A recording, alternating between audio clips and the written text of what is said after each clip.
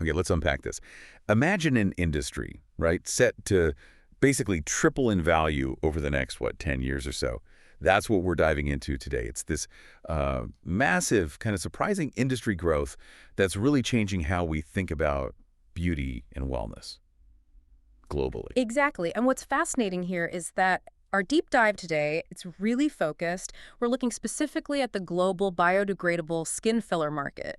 Our sources, they've got some incredibly detailed market insights, projections. It gives you a really comprehensive view of this segment within aesthetic treatments. It's not just about the numbers, though they are impressive. It's about understanding the why. What's really driving this? Absolutely. So our mission here, really, is to explore where the market is now, value-wise, where it's heading, Yeah. and, what are the key things pushing it forward? What about the regional differences? We're going to try and give you the most important nuggets, the key info from our sources, so you can quickly get a feel for what's happening in this really dynamic field. Right. Get ready for some pretty surprising insights, actually. All right, so if we look at the big picture first, the market for these biodegradable skin fillers. Back in 2021, it was valued at about $2.07 billion. But here's where it gets really interesting, the projection. It's set to more than triple. We're talking an incredible $6.54 billion by 2033. That works out to a compound annual growth rate, CAGR, of 10.1% over that whole period. Wow. Okay, 10.1% CAGR. That's pretty remarkable, isn't it? Yeah. So looking at the data we have, what are the main things driving that? What's really pushing that kind of explosive growth? It's got to be more than just, people wanting to look good, right? Right. Our sources point to a few key factors. First, there's this rising demand for minimally invasive cosmetic procedures. People want results, good results, but without the downtime or the risks you get with traditional surgery. Makes sense. We're also seeing huge advancements in the biodegradable materials themselves. They're getting better, safer, more effective. And crucially, there's just, a growing acceptance of these kinds of treatments. Across all ages, different demographics, it's not just for a small niche anymore. Yeah, that makes perfect sense. And on those material advancements you mentioned, what specifically makes these newer biodegradable materials so, groundbreaking? Are we talking like longer lasting effects, fewer side effects, or something else that's really boosting consumer confidence here? It's really a combination of things. The innovations are leading to products that are more biocompatible, so the body accepts them better. That means fewer allergic reactions, fewer side effects generally. Big plus. They're also designed to integrate more smoothly, giving more natural-looking results, which, let's face it, is a huge draw for consumers. And yes, you're right, some advancements are extending how long the effects last, so fewer touch-ups, more convenience, it all adds up. Fascinating stuff. Okay, so we've got this overall picture. Remarkable growth. Now let's break it down a bit. Where is this growth really happening, geographically? North America has usually been a leader in this market, right?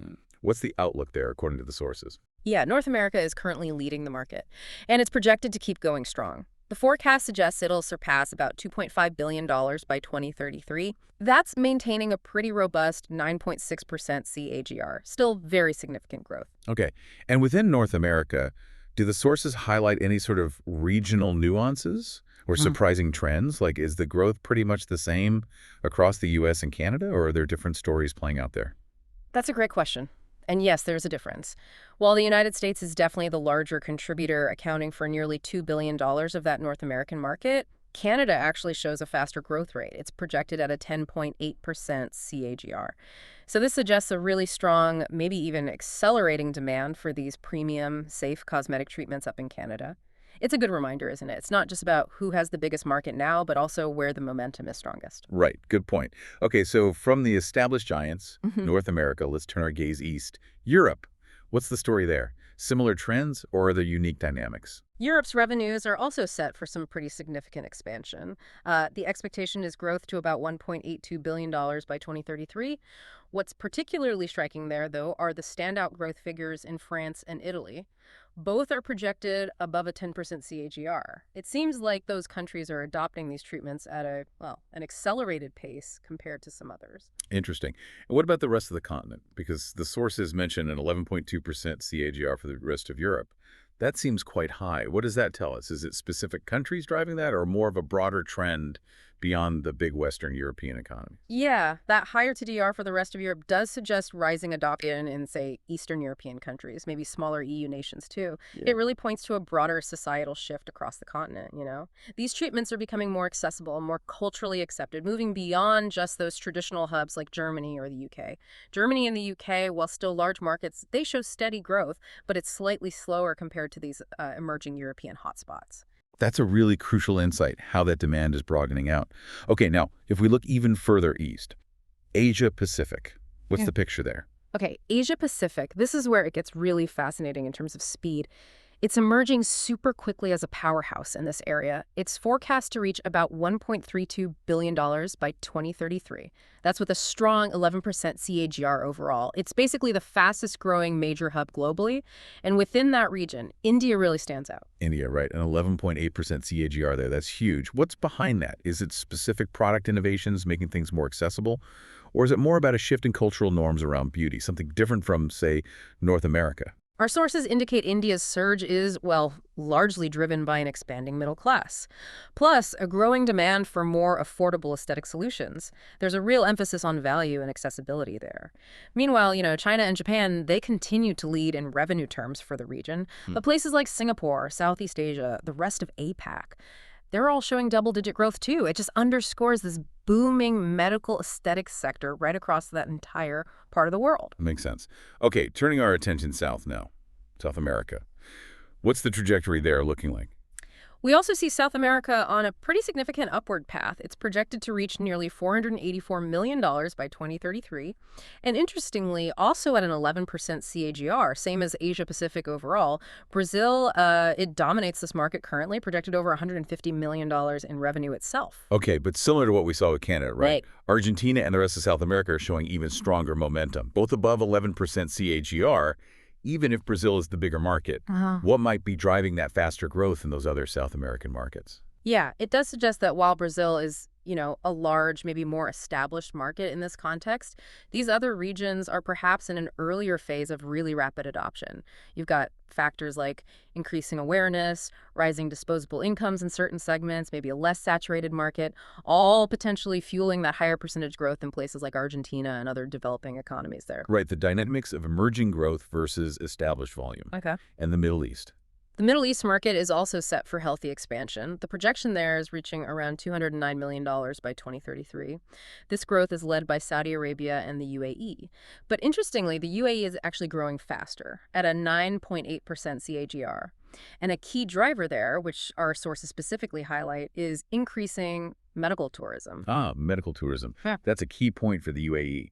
How significant is that factor? Does it suggest a kind of different market dynamic compared to, say, Europe or North America, where maybe local demand is more paramount? It seems quite significant, yes. Medical tourism indicates that a substantial chunk of the demand isn't just local. It's coming from visitors actively seeking high-quality aesthetic procedures. So, yeah, it does create a more globalized market dynamic within that specific region. Clinics are catering to an international clientele, often driven by things like competitive pricing, maybe very advanced facilities, or particular specialized expertise that draws people in. Okay. Now, if we're looking at truly astonishing future trends, one region really leaps off the page in the projections. Where are we seeing the most explosive potential expansion? That would have to be Africa. Africa represents the fastest growing market globally, period. It's surging from about $41 million back in 2021 to a remarkable $184 million projected by 2033. And get this, that's an astounding 13.9% CAGR. Wow. 13.9% CAGR for Africa. That really is astounding. What specific factors are pushing that kind of acceleration? In a region many might not immediately think of for this kind of market expansion, what makes it an engine of future expansion, as the source puts it? Well, it's really a testament to a few converging things. Increasing healthcare infrastructure development, for one.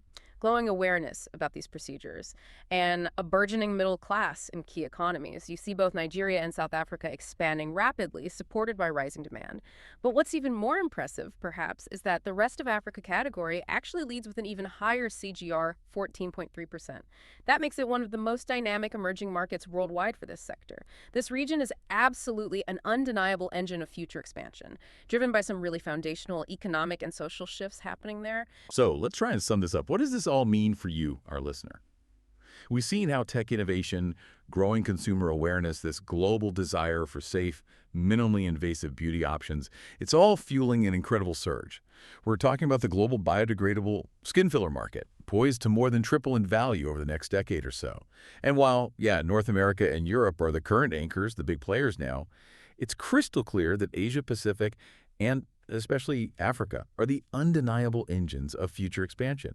They're showing truly accelerated growth. And if we just, connect this to the bigger picture for a moment, it does raise an interesting question, doesn't it? As these procedures become more accessible, more accepted globally, and particularly with this rapid growth we're seeing in emerging markets like Africa and India, how might our collective understanding of beauty or wellness or even, the aging process itself continue to evolve?